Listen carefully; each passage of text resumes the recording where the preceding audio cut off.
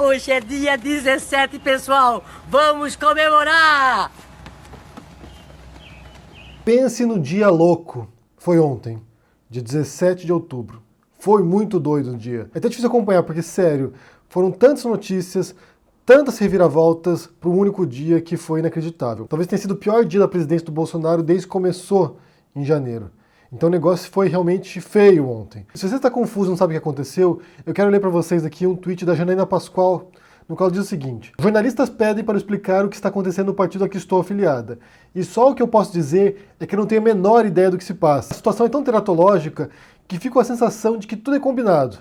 Tanta loucura parece impossível. Aqui você tem uma deputada estadual do PSL, a Janaína Pascoal, que não entende nada do que está acontecendo. Então, se você está confuso, pense que não é o único. Tem mais gente confusa aí. Então vamos começar a tentar explicar o imbróglio, o que aconteceu nesses últimos dias, né? Tudo começou com o Laranjal do PSL. E isso está agora criando um racha tremendo no partido. O Bolsonaro quer fugir disso, quer tentar se livrar disso, mas não vai ter como conseguir.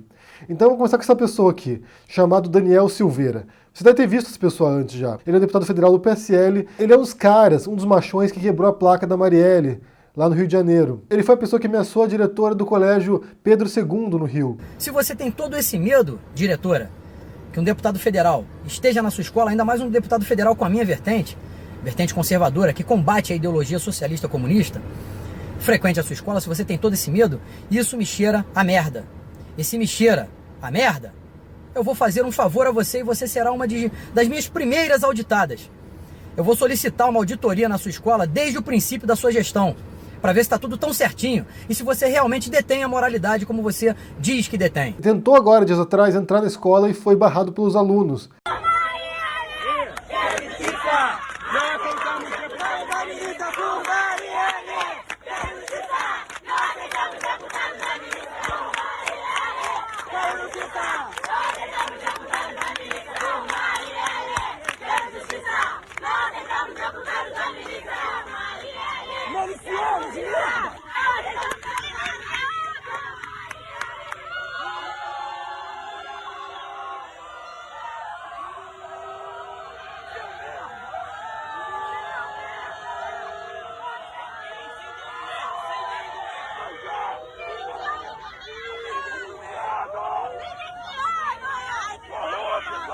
Foi ele que propôs que uma comissão da Câmara levasse o Glenn Greenwald para depor sobre Vaza Jato. E foi uma ideia tão idiota que um outro integrante da base governista teve que ir lá para tentar salvá-lo desse rolo que ele entrou, porque a oposição adorou o convite para o Glenn Greenwald. Agora, trazer para essa comissão, convida todos os demais que não entenderam ainda o que fizeram, sem querer, tenho certeza absoluta, porque eu conheço demais o meu amigo Daniel, estivemos juntos em viagens fora oficiais, conheço o caráter dele, sem querer ele está levantando um palanque para um show de palhaçada que vai acontecer aqui. Porque vão focar em bater no ministro ao invés de focar no objetivo principal do requerimento, que é saber como é que se consegue hackear um ministro da Justiça e ficar por isso mesmo e ainda sair como premiado Nobel do jornalismo. A vergonha é se aprovarmos esse requerimento aqui. Aí eu vou dizer com toda sinceridade, convido o Daniel a voltar comigo contra o seu requerimento nesse momento. E lá na CPI, você encabeçar isso dentro, vou lhe convidar, como o seu partido, colocar você lá dentro. Que eles lá pagarão pelos crimes cometidos. Acho que nós estamos cometendo um erro grotesco. Eu nem sou base. Queria eu ser base. Então estamos olhando essa mesa aqui gritando contra o requerimento. Então voto contra. Nada mais havendo. Ordem do dia, presidente. Ordem do dia, presidente. Pela ordem, senhor presidente, o requerimento então está prejudicado, eu concordo com o nobre colega. Nós vamos analisar aqui, enquanto isso, deputado Alexandre Leite, Vossa Excelência. E foi ele que quebrou, dias atrás aqui, poucos dias atrás, quebrou o telefone celular do Guga Noblat.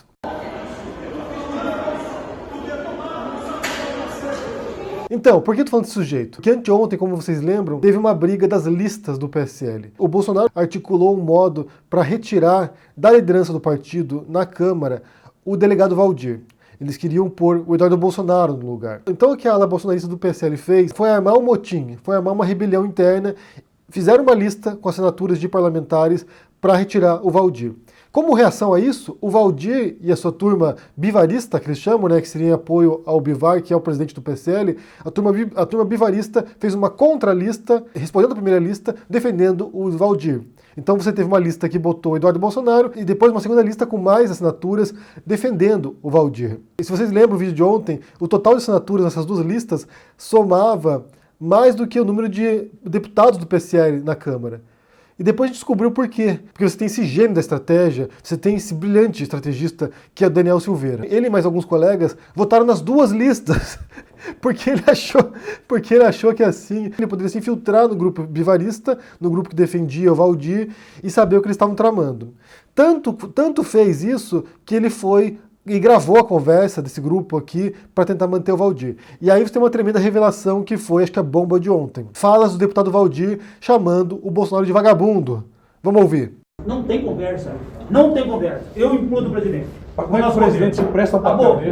Acabou, cara. Eu sou o cara mais que hoje vagabundo, cara. Eu botei nessa porra. Eu andei no sol 246 cidades, no sol gritando o nome desse vagabundo. Apesar dessa fala inflamada do Valdir, né, revoltado com o Bolsonaro, vagabundo, eu vou implodir o Bolsonaro, fez umas ameaças nos bastidores, depois ele vem e se retrata dizendo, não, calma aí, gente. Ele falou o seguinte, isso já passou, isso foi ontem, isso já passou, nós somos Bolsonaro. Somos que nem mulher traída, apanha, mas mesmo assim volta ao aconchego. Além de mega machista essa fala, além de uma fala que faz apologia à violência doméstica, uma fala idiota, ele ainda se põe vergonhosamente à disposição do Bolsonaro. Recuou, se acovardou, se intimidou. E aí você percebe o medo que eles têm do Bolsonaro. Por quê? Por que tanto medo assim de confrontar o presidente que é um inepto completo? Não sabemos. E depois dessa briga da lista, né, lista pró-Eduardo Bolsonaro, lista pró-Valdir, o que houve foi um expurgo, né, uma verdadeira degola, tanto na ala bolsonarista quanto entre a ala bivarista. Então o que aconteceu? Como retaliação, o PSL retirou o Eduardo Bolsonaro e o Flávio Bolsonaro do comando estadual, da sigla, ou seja, em São Paulo e no Rio de Janeiro. Eles não estão no comando do PSL mais nesses estados. O PSL estava ameaçando, e já voltando atrás também, mas estava ameaçando de expulsão alguns partidários bolsonaristas.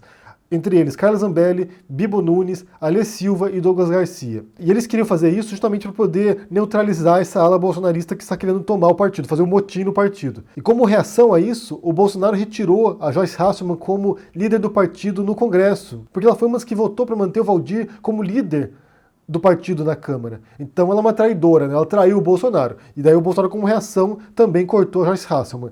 E ela disse como resposta que isso foi uma carta de alforria, que finalmente ela poderia agora se expressar livremente, sem precisar defender o governo, do qual ela estava discordando em vários pontos. Então essa foi a primeira notícia de ontem. Esse racha se acentuando cada vez mais, dissecando as entranhas do partido do Bolsonaro, revelando ao mundo os podres desse partido, desse governo, ou seja, foi uma lavagem de roupa suja total ontem. Em seguida, outra notícia boa foi que a indicação do Eduardo Bolsonaro à Embaixada Brasileira nos Estados Unidos foi suspensa. O governo recuou também nesse ponto, porque, como vocês lembram, o presidente queria indicar o filho dele para ser embaixador, e isso caiu muito mal, tanto na base governista quanto na oposição, obviamente, porque isso é nepotismo claro e evidente e óbvio. Eles estavam na dúvida se conseguiriam os votos necessários para aprovar a indicação no Senado. E agora que essa brigaiada generalizada, todo mundo querendo se matar, é evidente que isso se tornou mais difícil ainda. Cada vez mais complicaria a situação do Eduardo para a indicação à embaixada. Então o governo agora botou na geladeira, suspendeu isso, disse que é mais importante a presença dele no parlamento, e depois também recuaram, disseram que não foi nada disso, que o Eduardo ainda está decidindo. Bem, é aquela coisa, né? Diz que não diz, eles ficam jogando para a massa decidir se vale a pena ou não seguir com alguma coisa. Outra notícia que também é uma novidade, que a gente sabia disso antes, é que o Carlos Bolsonaro confessou que é ele quem publica no Twitter do pai. Então foi lá e publicou um tweet sobre o Supremo Tribunal, defendendo a prisão de condenados em segunda instância. Muita gente se revoltou com essa pressão que o governo estaria fazendo sobre o Supremo, e depois ele foi lá e pediu desculpas, disse que foi ele que publicou, que o pai dele não sabia, que ele publicou sem autorização do pai. Então a gente descobriu agora o que a gente já sabia, que quem publica as maluquices na conta do pai é o filho, é o Carlos Bolsonaro, que é o pitbullzinho do Bolsonaro, né? Sempre atacadinho, sempre exaltado nas redes sociais. E por fim, uma última notícia também que causou impacto, mas nem tanto assim, porque foi sufocada por todas as outras notícias, né? Foi tanta coisa que isso aqui passou quase despercebido, que foi uma entrevista que o Bibiano deu ao Estadão, no qual ele fala que a vitória do Bolsonaro nas eleições foi estelionato eleitoral. Eu quero ler uns trechos da reportagem porque eu acho que, para mim, é muito reveladora em vários aspectos. Aqui a gente vai analisar alguns trechos do que ele disse nessa entrevista. Então vamos lá. Então, para começar, imagine que esse é o Bibiano dizendo, né? Esse é o Bibiano falando. Imagine que você comprou uma passagem de classe executiva e está no Boeing, no ar, quando o piloto começa a se estapear com o copiloto, a aeromoça começa a passar mal, o piloto pega o sistema de som do avião para dizer que o dono da companhia aérea é um ladrão. Assim é o Brasil. Como o Paulo Guedes vai convencer alguém a investir no país assim? Ele está descrevendo o governo Bolsonaro, né? Todos quebrando pau, todos brigando, todo mundo se insultando, se acusando mutuamente. Então é isso. É um avião descontrolado no qual o piloto é o presidente e que a gente sabe que não sabe pilotar nada. E depois ele fala sobre essa briga entre o presidente e o partido dele. Daí ele fala o seguinte, olha, você pode não simpatizar com essas pessoas, ele se refere aqui ao Major Olímpio e o delegado Valdir, mas não pode negar sua lealdade. Elas tinham Jair como líder, mas Jair se elegeu e passou a tratar esse pessoal como inimigo. É interessante ele falar isso, porque muitos acusaram o Bolsonaro disso também, que na época da eleição era um e depois que venceu se tornou outra pessoa. O Alexandre Frota falou sobre isso, o Bebiano já falou disso anteriormente. Nessa conversa gravada pelo Daniel Silveira, que gravou o Valdir, gravou outros deputados do PSL, também houve eles falando isso, que os trataram igual cachorro depois da eleição. Não é, gente, okay. O recado que a gente tá passando. A gente foi tratado que nem cachorro desde o primeiro começo, desde que ele ganhou a eleição. Nunca atendeu a gente em porra nenhuma. E depois ele explica o que ele quer dizer com estelionato eleitoral. Se ele tivesse mostrado lá atrás a força que teriam esses malucos na internet, tantas pessoas não teriam votado nele. Se eu que estava perto não percebi isso, imagine os 57 milhões de eleitores. E aqui ele fala sobre esse impacto que essa ala ideológica tem sobre o Bolsonaro. Os olavistas, as milícias virtuais e como isso tem influenciado nessa destruição do governo. Depois ele repete essa ideia aqui, falando que o Bolsonaro não ouve o general Heleno, que ele explica aqui depois. Quem votou no Jair achava que ele teria uma postura sóbria, nobre. Quem achava isso, eu não sei, porque realmente a gente sabia que seria isso aqui, né? Achava que ele teria uma postura sóbria, nobre, que manteria a característica que demonstrava no trato pessoal, de combinar humildade e força. Achávamos que os generais teriam ascendência, seriam ouvidos. As pessoas me perguntam, e o general Heleno, que também é um outro extremista, até onde a gente percebeu até agora.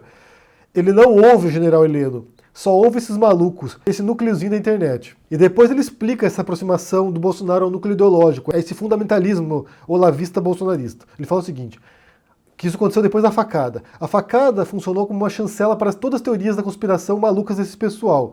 Só que para governar um país como o Brasil, tão plural, multicultural, com várias religiões, como ele acha que vai conseguir impor esse moralismo hipócrita? É com perplexidade que acompanha tudo isso. E no final da entrevista, e é um ponto de alerta também, quando a gente fala de golpe de Estado ou a possibilidade de fechar Congresso Supremo, ele fala sobre isso, como as bases bolsonaristas e o Bolsonaro inflama esse espírito contra as instituições. Ele fala o seguinte, olha, e o núcleo duro do presidente aproveita isso para jogar balões de ensaio para a ruptura institucional. Essa entrevista do Bebiano ela é muito reveladora porque você percebe alguns elementos que já apareceram anteriormente, como eu disse, de pessoas que disseram que o Bolsonaro tinha uma postura mais humilde, é difícil imaginar, mas mais humilde, e que depois de ganhar a eleição se tornou esse monstro, se tornou uma pessoa descontrolada e que só ouve os radicais, os fundamentalistas olavistas. A gente sabe disso como a gente já denunciou aqui também como isso funciona. Mas me surpreende que tem gente que tem sido enganada pelo Bolsonaro. Porque ele dizia claramente essas coisas, gente. Eu botei um vídeo aqui ano passado que chegou a quase 30 milhões de pessoas. As pessoas sabiam disso, ele dizia isso. Ele era um deputado que dizia essas coisas, ele era um candidato que dizia essas coisas, ele era alguém homofóbico, racista, intolerante, misógino, que propunha a perseguição de opositores políticos. A gente sabia disso. Defendia tortura, torturadores. A gente sabia disso.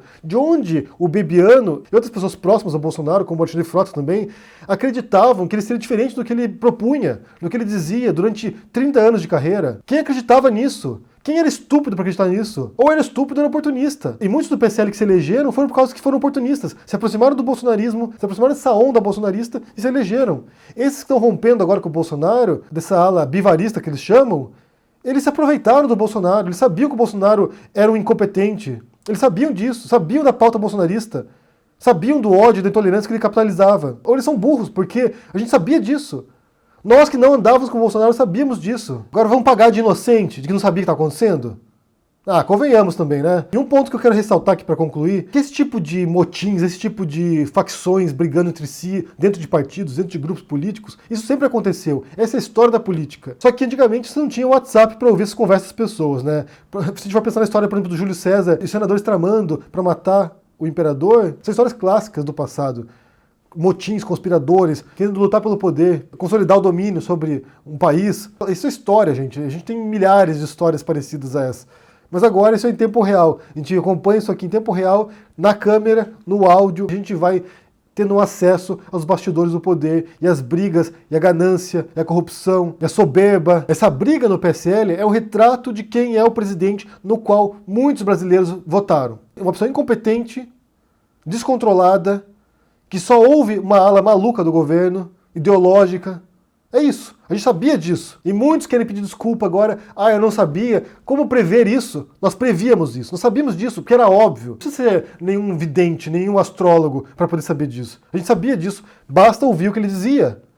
Ele dizia isso. Eu quero saber o que vocês pensam sobre isso, sobre essa brigada no PSL, sobre esse dia 17 que foi fenomenal. Em termos de expor a incompetência dessas pessoas, foi incrível. Foi um dia singular mesmo. O que vocês pensam sobre isso aí? Deixa aqui no comentário, deixa o joinha, assina o canal, ajude no apoio. A gente se vê por aí. Abraço e até mais. Tchau.